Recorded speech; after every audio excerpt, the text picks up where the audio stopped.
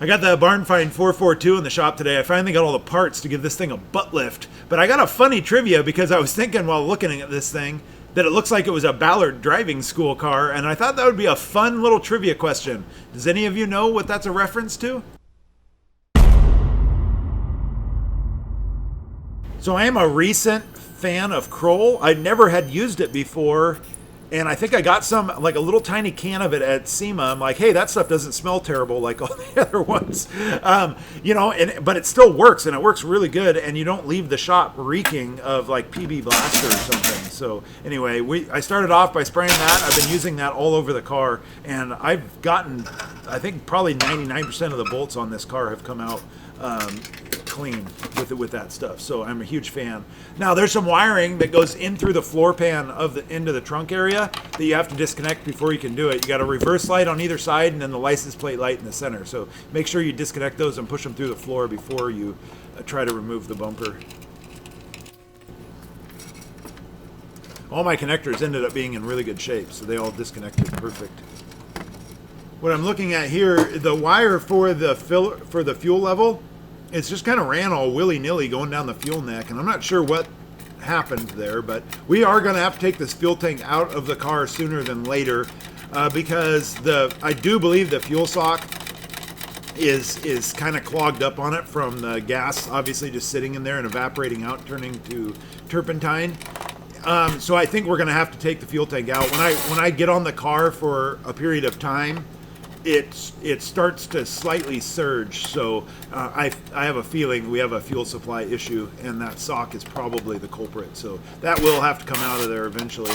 So now as I remove the bolts, I'm just adding a pair of vice grips to hold the bumper until I can get into position to pull it off of there. Then I can just unclip the vice grips real quick and slide the bumper off.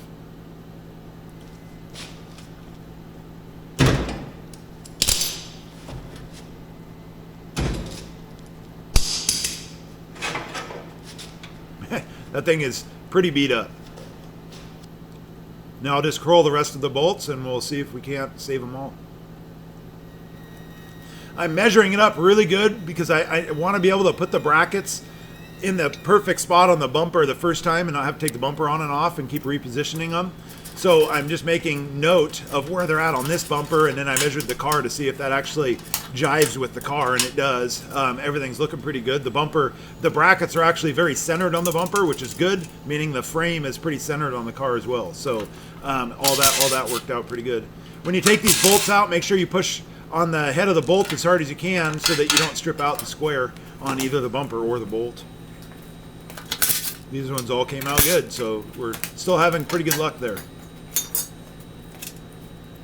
Now I'm going to remove the bumpers for the license plate, and I'm using conduit lube for pulling electrical wire through conduit. I use that lube, so that way we can reuse those bumpers for the license plate. And now I'm going to take the taillights out, and we're going to replace the lens on them and just kind of clean everything up before we put it back together.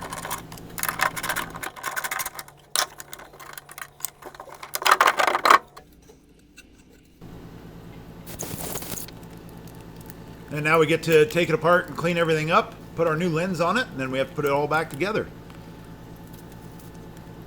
I'm using my Blozer X6 in combination with a glass cleaner that's ammonia-free to clean the lenses.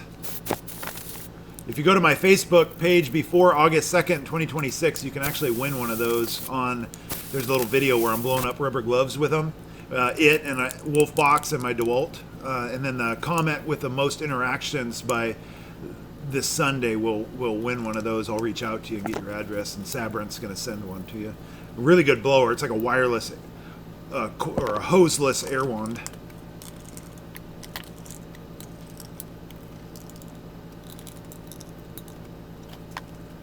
You don't want to use ammonia glass cleaner on those lenses, or it can make them foggy.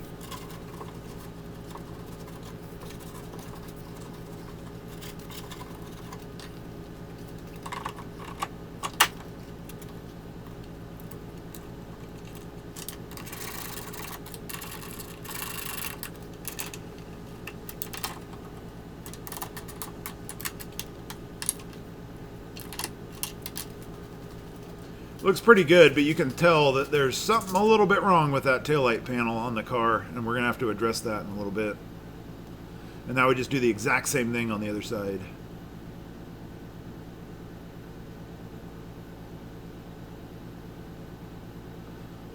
So I actually rinse the lens out because it has all those grooves that are kind of hard. I scrub them out with a brush, and then I just spray a bunch of that glass cleaner on there and just blow it out with that blower. And it's a pretty good way of kind of rinsing it off. Or you can do it in a sink and use a gentle soap and water. It would be fine. This is one of the reverse light brackets, and it was a little tweaked up from getting hit. So I'm just going to straighten it out a little bit. You can see how it's kind of bent there. So I'm just using a punch and a hammer just to kind of knock it back. It's supposed to be pretty square and not be all wavy like that. It's just one of them that was all messed up. That looks good enough. They're not the most burly brackets in the world. They're pretty flimsy. And there is an up and a down to these lights, so you got to put the drain hole to the bottom.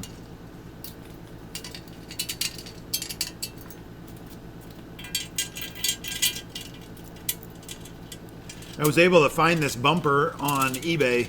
I had one on back order at Fusick. It was on back order, and they didn't really have a ship date, so I found one on eBay, so I picked it up as quickly as possible. And now I'm putting back our little rubber grommets back in, using, again, that conduit wire pulling stuff, and that worked pretty good. One of them was a little tricky to get in, the other one just pops right in. And now we'll clean up the license plate light and get that back installed.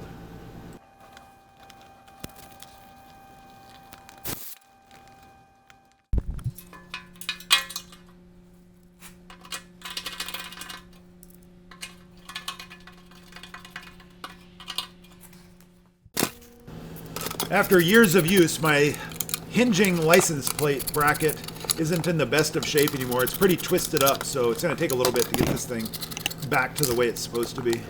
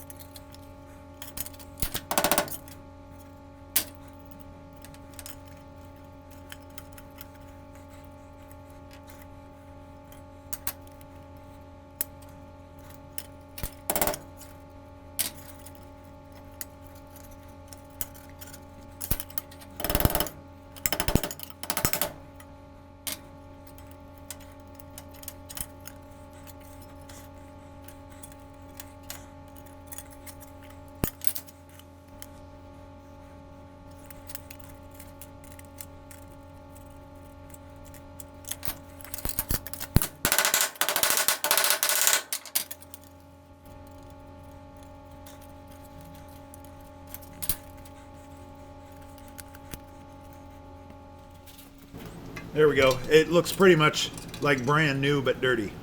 Everything bent back just fine. Now I'm going to install the bumper bracket. Before I start measuring, I'll just finger tighten it just so that the little fingered washer, or whatever you want to call those things, they kind of bite in. I'm just making sure the washers are in the same spot, and that'll be my starting point before I start measuring it.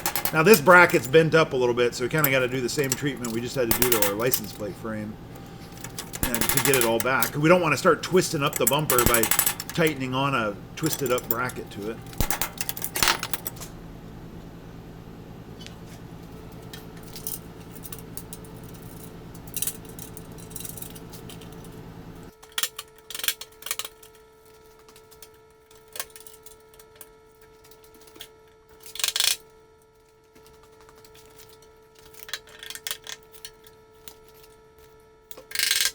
And lastly, I'm just going to make sure the brackets are actually square with the bumper, after I got it all confirmed measuring wise. I just wanted to make sure that they were actually square and I didn't have a parallelogram going on.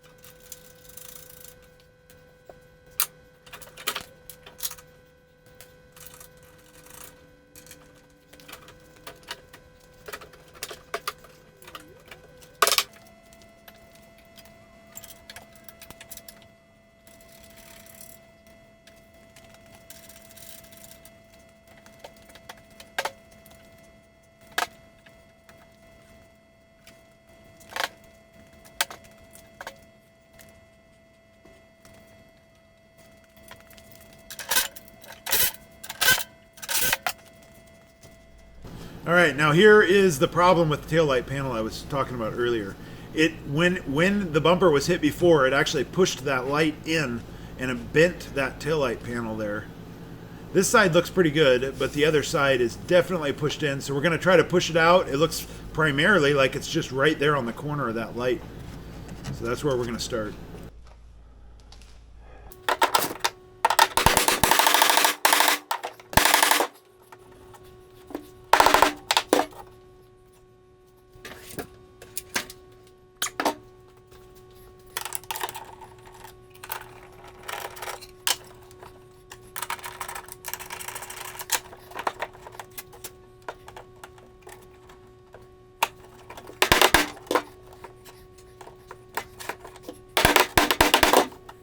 So I got the main easy part bent out, but it's still slightly in, and I don't really want to just start bending it. So instead I'm going to shim the taillight out on that inside part where the bend was, because it's still bent in there, but I don't want to bend it out too far, because it actually is starting to look like it's wowing to the outside now, even though the taillight is still too far in.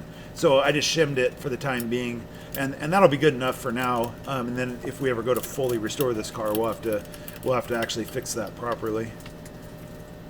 Now I just throw some new light bulbs in it and our tail light and our reverse lights, and we'll be pretty much wrapping this thing up.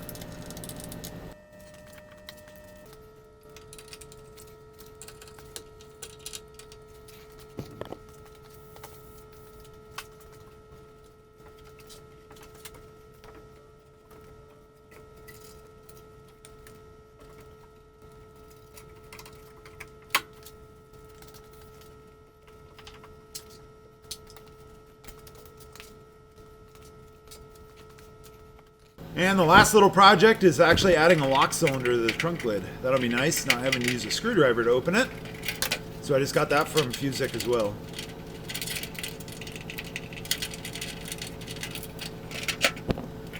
Luckily, the cylinder was missing, but at least the lock plate was still there.